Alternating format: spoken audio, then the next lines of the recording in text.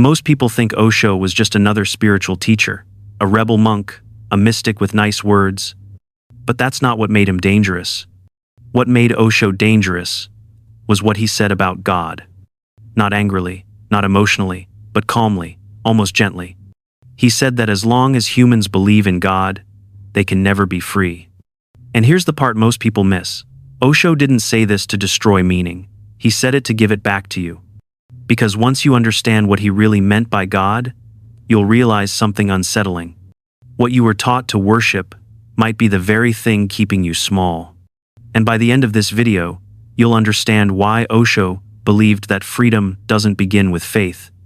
It begins with letting go, the God most people never question. Most people do not believe in God because they sat down one day and examined the idea carefully. They did not weigh the evidence. They did not compare arguments. They did not test the logic. For most people, belief arrived long before thinking ever did. It was handed to them early, quietly, and repeatedly, before the mind was strong enough to resist, before questions were allowed, before refusal was even imaginable. Osho pointed out something that sounds simple, but destabilizes everything once you truly hear it. God is not discovered. God is inherited. Think about what that means. You did not arrive at belief the way you arrive at truth. You arrived at it the way you arrive at an accent or a native language. You absorbed it from the environment, from parents who meant well, from teachers who never questioned it themselves, from rituals that felt normal because they were familiar. Belief became background noise, always present, never examined. Now imagine something uncomfortable. If you had been born somewhere else, to different parents, surrounded by different customs, speaking a different language, your deepest spiritual convictions would almost certainly be different. Not slightly different, fundamentally different. A different God, a different name, a different personality, different rules about what is allowed and what is forbidden. Different ideas of sin, salvation, reward, and punishment. And yet each version would feel absolute, final, undeniable. Osho asked a quiet question that religions rarely like to answer.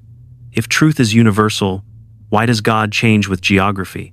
Why does eternal truth depend so heavily on birthplace?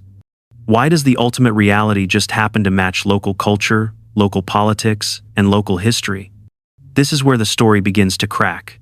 Because once you see belief as something inherited rather than discovered, its authority weakens, not violently, not emotionally, but logically. You start to notice that belief was never the result of courage, it was the result of timing. You were introduced to it before you had the strength to say no. And this realization does something subtle. It does not immediately destroy belief, it simply creates distance, a small gap between you and the idea, and in that gap, something dangerous appears. Curiosity. Because the moment you realize you might have believed something simply because it was handed to you, a new question arises. Not what do I believe, but why? And once that question appears, belief is no longer passive. It is under examination. God, as a psychological need. Osho did not begin by attacking religion head-on. He did not mock belief or insult believers. Instead, he did something far more unsettling. He studied fear. Not abstract fear, but the kind every human being knows before they learn language. The kind that appears at the very beginning of life. A child enters the world helpless, completely dependent, small in a body that cannot protect itself, exposed to a reality it does not understand. Hunger appears without explanation. Pain arrives without warning. Sounds are loud. Movements are sudden. The world feels enormous and unpredictable, and the child has no way to make sense of it. So the child looks up and sees something powerful, someone bigger, someone who seems to control the chaos. A father, a mother, arms that lift, a voice that calms, hands that feed. In the eyes of a child, these figures appear almost all-powerful. They provide safety, structure, and reassurance. When something hurts, they make it better. When something goes wrong, they intervene. But here is the crucial part. The body grows faster than the fear. The child becomes an adult physically, but the deeper anxieties remain. Death still looms, disease still arrives uninvited, accidents still happen without reason.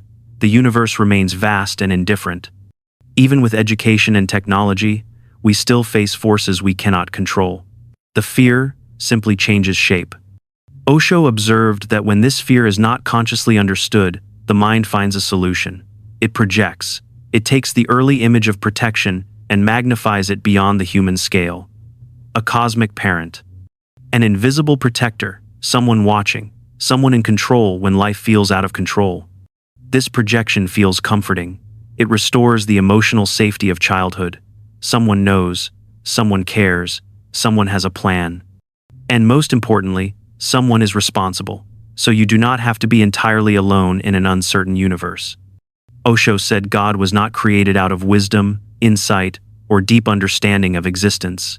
God was created out of fear that never matured, fear that was never faced directly, fear that was given a name, a personality, and a throne. And this is why the idea feels so convincing. It is not logical first, it is emotional first. It answers a psychological need before it answers any philosophical question. Once you see this, something irreversible happens. You begin to recognize how often belief functions as comfort rather than truth. You notice how quickly God appears whenever uncertainty becomes unbearable.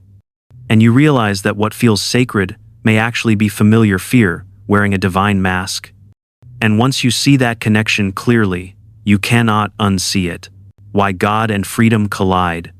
This is where Osho stops sounding like a gentle mystic and starts sounding like a threat to the entire structure of religion. Not because he is trying to offend anyone, but because he touches the one nerve belief systems protect the most. Control. He says something so simple that most religions cannot survive it if you follow it to the end. If God decides everything, then you decide nothing. At first, it sounds like a philosophical statement, but Osho treats it like a psychological trap. Because once you accept a divine plan that governs everything, responsibility becomes blurry.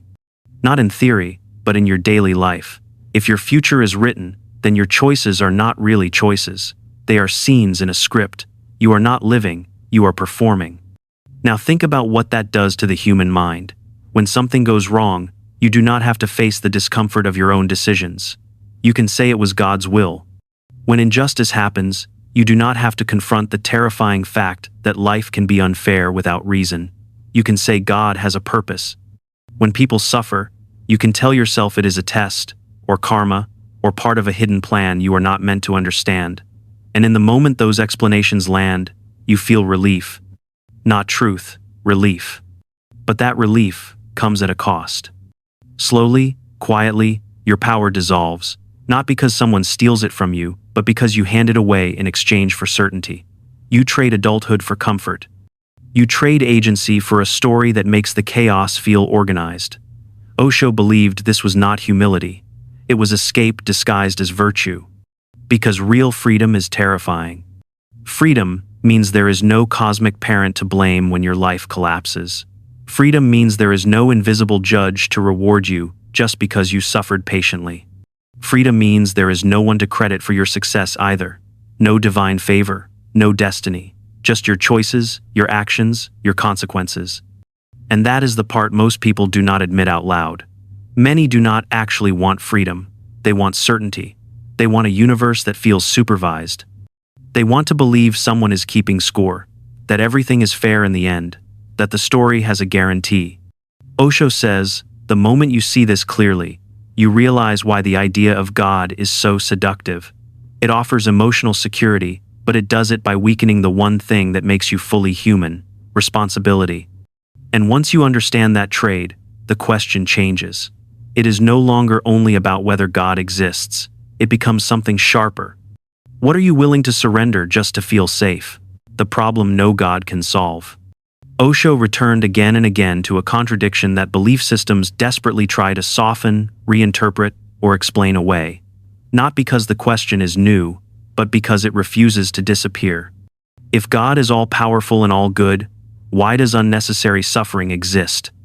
Not symbolic suffering, not the kind that can be turned into a motivational story, not pain that conveniently teaches a lesson, but raw, pointless suffering that arrives without meaning and leaves without explanation. Earthquakes that bury entire cities in seconds, children born with aggressive cancers before they have had a chance to understand life. Animals tearing each other apart, not out of hatred, but because survival demands it. No moral drama, no spiritual growth, just pain embedded into the structure of existence itself. Osho insisted that this is not an emotional argument, it is a logical one. If a human being designed a system that produced this level of suffering, we would not call them loving. We would not call them wise. We would call them dangerous. We would hold them responsible. Yet, when the same system is attributed to God, the standards change. The very suffering that would condemn a human creator is rebranded as divine love. Osho said this mental maneuver was not faith. It was conditioning, overriding logic. Years of repetition teach the mind to stop asking certain questions, to feel guilty for even noticing the contradiction, to replace reasoning with reverence, and once logic is suspended in one area, it becomes easier to suspend it everywhere else. This is where belief systems gain a frightening flexibility. Anything can be justified if it is wrapped in divine intention. Wars become holy, oppression becomes obedience, suffering becomes a test. And the more senseless the pain, the more elaborate the explanation becomes. Osho pointed out that theology often behaves like a leaking ship. Every time a hole appears, another story is invented to plug it. Free will, the devil, karma, past lives, future rewards. Each explanation exists not because it clarifies reality, but because it protects the original belief from collapse. And over time, something subtle happens. People stop asking whether the explanation makes sense. They only ask whether it preserves faith. Logic is no longer a tool for understanding. It becomes a threat to be managed. That is where things turn dangerous, because when logic is treated as the enemy, there is no limit to what can be defended. At that point, belief no longer seeks truth, it seeks survival. And anything that prioritizes survival over truth eventually demands a sacrifice, not from God, but from human conscience. God as a tool, not a truth. Osho did not believe religion spread across civilizations simply because it was true. He believed it spread because it was useful. Useful to manage fear, useful to organize societies, useful to control behavior. Truth, in his view, was never the primary engine, utility was. Fear is powerful. It can override logic, suppress doubt, and make people accept almost anything if it promises safety. Guilt is even more powerful. Convince someone they are flawed at the core, that they are born wrong, impure, sinful, and you create a permanent psychological wound. And then, add the final ingredient, hope. Not hope for a better life here, but hope for reward after death. Eternal relief, eternal justice, eternal compensation for a life of obedience. The structure is disturbingly simple. First, tell people they are broken, not occasionally mistaken, but fundamentally defective. Tell them their natural impulses are dangerous, their doubts are sinful, their desires are suspect. Then, offer a solution. Salvation, forgiveness, redemption, not through understanding, but through submission. It is a perfect loop. The illness and the cure are sold by the same system, and the more fear and guilt you feel, the more valuable the cure becomes. Osho pointed out the brilliance of this structure from a business perspective. The product cannot be tested. No one can verify it. No one can return after death and say it did not work.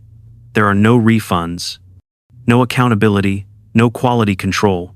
The promise exists entirely outside the reach of evidence. He called God an invisible commodity, something sold without being seen, marketed without being demonstrated, protected by tradition so old it feels sacred, enforced by fear so deep it feels moral, and always distributed by intermediaries who claim exclusive access. Priests, clerics, institutions, people who speak on behalf of something no one can question directly. Once belief becomes business, truth becomes optional.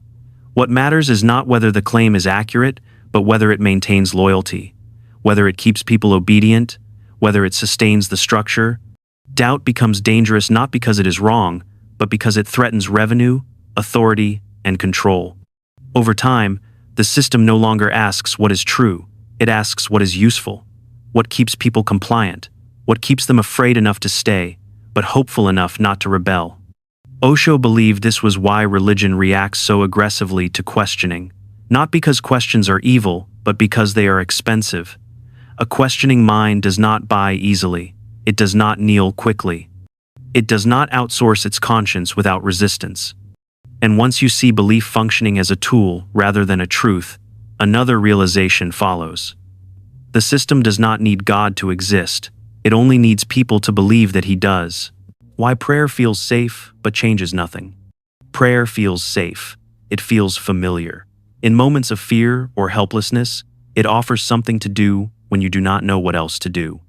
You speak, you hope, you wait. The act itself creates a sense of movement, even when nothing in reality has actually changed. It gives the mind the feeling of participation without the risk of action. Osho asked a question most people never pause to consider. What are you really doing when you pray? Strip away the poetry and the ritual, and the request becomes clear. You are usually asking the universe to bend its laws for you, to make an exception, to treat you as special. Rain for one person so their crops survive, sun for another so their work is not ruined, health for one family, loss for another, victory for one army, defeat for the other. Each request feels reasonable when viewed in isolation, but together they reveal the absurdity. The universe cannot fulfill contradictory demands without becoming chaotic. Osho pointed out that reality does not negotiate. It does not listen. It operates according to laws, not wishes. Physics does not pause because someone kneels. Biology does not reverse because someone pleads. Chemistry does not care about intention. The universe responds to causes, not prayers. This is where prayer becomes psychologically interesting. Because despite its ineffectiveness at changing external reality, it feels powerful internally. It soothes anxiety. It reduces the discomfort of uncertainty. It gives the illusion that something is being handled by a higher authority. And in that comfort, something quietly slips away. Action. Osho said prayer often replaces action. Instead of investigating causes, people appeal to miracles. Instead of fixing problems, they wait for intervention. Instead of taking responsibility, they hand it upward. Waiting becomes a virtue. Endurance becomes holiness. Passivity is reframed as faith. And this has consequences. When people believe God controls rain, they do not study meteorology. When they believe God causes disease, they do not study medicine. When they believe suffering has a divine purpose, they tolerate it longer than they should. Prayer becomes a way of not acting while feeling morally justified. Osho was clear that this is not spirituality. Spirituality, in his view, begins with seeing reality as it is, not as you wish it to be. It begins with understanding causes, not begging for exceptions. It begins with intelligence, not surrender. Prayer feels safe because it asks nothing of you except belief. Action is dangerous because it demands effort, uncertainty, and the possibility of failure. Prayer allows you to feel engaged without being exposed. Osho called this postponement. Not the postponement of miracles, but the postponement of maturity. Because the moment you stop asking the universe to change for you, you are forced to change yourself. God versus human dignity. Here is one of the most unsettling ideas Osho ever put forward, not because it is complex, but because it strips away a comforting illusion. He said, morality based on fear is not morality at all. It is obedience wearing a moral costume. Think about it honestly. If you do not steal because you are afraid of hell, you are not ethical. You are cautious. If you do not hurt others because you fear punishment, you are not compassionate. You are restrained. The goodness does not come from understanding. It comes from fear of consequences. Remove the threat, and the behavior collapses. Osho believed this kind of morality is deeply insulting to human intelligence. It assumes that, without a divine police officer watching from the sky, humans would immediately descend into chaos. As if empathy, awareness, and conscience only exist under surveillance. As if goodness must be enforced rather than understood. Real morality, according to Osho, begins somewhere very different. It begins with awareness, with the simple ability to feel what another person feels. When you are truly aware, you do not need a commandment telling you not to harm. You already know what harm feels like. You do not need a rule book to tell you not to lie. You can sense the damage dishonesty creates in relationships and trust. This kind of morality is not imposed from outside. It grows from within. It is lived, not obeyed. And this is why Osho said something that frightened religious institutions. When you remove God, you do not remove ethics. You remove outsourcing. You remove the habit of handing your conscience to a higher authority. Suddenly, you cannot say, "I was just following orders." You cannot hide behind scripture. You cannot point upward and claim innocence. You become the source. That moment is uncomfortable, because it means you are responsible not only for what you do, but for why you do it. You cannot borrow righteousness. You cannot rent morality. You have to develop it. Osho saw this as the birth of human dignity. Dignity does not come from obedience. It comes from responsibility. From standing behind your actions without divine permission.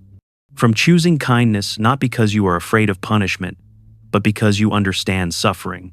Fear-based morality produces conformity. Awareness-based morality produces compassion. One creates followers, the other creates individuals.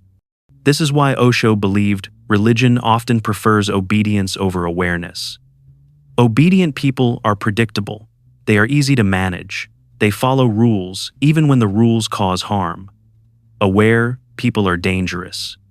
They ask whether a rule makes sense. They question whether an order is just. When morality comes from awareness, it is alive. It adjusts. It deepens. It responds to reality rather than ancient commands. And in that responsiveness, something rare emerges. A human being who is good, not because they are afraid, but because they are awake. And that, Osho believed, is where dignity truly begins. Godless does not mean empty. This is the point where many people panic. The moment the idea of God loosens its grip, a familiar fear rushes in. If there is no God, then what is left? If the ruler disappears, does everything collapse into meaninglessness? Does life become flat, mechanical, empty? Osho offered an answer that surprised even his critics because it was not destructive. It was careful. He did not say to erase depth or mystery. He said something far more subtle. Drop the person, keep the experience. A sunset does not need a creator watching from the clouds to take your breath away. Its beauty does not depend on being designed by someone. It overwhelms you because of how it appears, how light bends, how colors dissolve into one another, how the moment pulls you out of thought and into silence. The experience stands on its own. Love works the same way. When love is real, the ego softens, the sense of separation weakens. You feel connected, open, less defended. None of that requires permission from a divine authority. None of it improves because someone in the sky approves of it. The experience is complete without supervision. Awe also does not need a throne in the heavens. Standing under a night sky filled with stars can dissolve your sense of importance in seconds. You feel small, yet deeply connected, not watched, not judged, simply part of something vast. Osho called this godliness, not God, not a being, not a ruler, not a judge. A quality of experience, a sensitivity to life, a capacity to feel depth without mythology. When godliness is understood this way, fear is no longer required to access meaning. When you remove fear, wonder survives, and something interesting happens to it. It becomes cleaner, because it is no longer mixed with anxiety about punishment or reward. It becomes quieter, because it does not need rituals or declarations. It becomes more honest, because it arises naturally, rather than being demanded. Osho believed religion often confuses noise with depth. Ceremonies, chants, rules, and beliefs create activity, but activity is not the same as aliveness. Silence, on the other hand, can be rich beyond measure. A moment of pure awareness can carry more meaning than a lifetime of belief. Godless does not mean empty. It means unfiltered. It means you meet life directly, without interpretation standing in the way. You are not trying to impress the universe. You are not waiting for approval. You are simply present. And in that presence, meaning does not disappear. It intensifies, why freedom feels lonely at first. Here is the final truth Osho warned people about, and it is the one most belief systems try hardest to hide. When the idea of God disappears, you feel exposed. Not liberated at first, not empowered. Exposed, as if a roof has been removed from above your head and you are standing directly under the open sky. There is no cosmic plan quietly unfolding in your favor. No invisible hand making sure everything turns out fair in the end. No final guarantee that suffering will be balanced by reward somewhere else. Just you, breathing, standing inside this moment, with nothing supernatural cushioning the fall. At first, this feels cold, almost cruel. The universe suddenly seems indifferent, silent. You realize it does not revolve around your hopes, your fears, or your prayers. It simply is. And for many people, this is the point where they rush back to belief. Not because it is true, but because it is warm. Osho did not deny this loneliness. He acknowledged it openly. He said freedom begins with a kind of existential shiver. The feeling of being truly on your own for the first time. No parent in the sky. No authority to appeal to. No excuse left. But then, something shifts. When you stop living for an afterlife, your attention returns to this one. When you stop telling yourself that justice will arrive later, you become less tolerant of injustice now. When suffering is no longer framed as temporary or necessary for salvation, it becomes urgent, real, unacceptable. This world stops being a waiting room. It stops being a test. It stops being a rehearsal for something better. It becomes the only stage that matters. And that changes how you live. You care more about how people are treated here, not how they are judged later. You care more about reducing pain now, not explaining it away with stories. You care more about presence than promises, more about action than prayer. Osho believed this was the moment real compassion is born. Not the kind motivated by reward or fear, but the kind that arises because you understand there is no backup world, no second chance at existence, no cosmic eraser waiting to clean up the mess. Freedom feels lonely at first because it removes the fantasy of protection. But once you stop mistaking supervision for love, something deeper emerges. Responsibility, solidarity, a quiet respect for life as it is, fragile and brief. You are no longer living under someone. You are standing among others. And in that shared vulnerability, the loneliness softens. Because instead of looking up for rescue, you start looking around, and you realize you are not alone in this moment. You never were. You were just distracted by the sky. Osho didn't want to take meaning away from humanity. He wanted to return it. He believed that as long as we kneel, we cannot stand fully upright. As long as we obey out of fear, we cannot act out of love. And as long as God carries our responsibility, we will never discover our strength. The death of God, to Osho, wasn't tragedy. It was birth. The birth of human dignity, human intelligence, human courage. So the question isn't, do you believe in God? The real question is, are you ready to live without excuses? If this made you uncomfortable, good. That means something important is moving. And if you value truth over comfort, stay curious.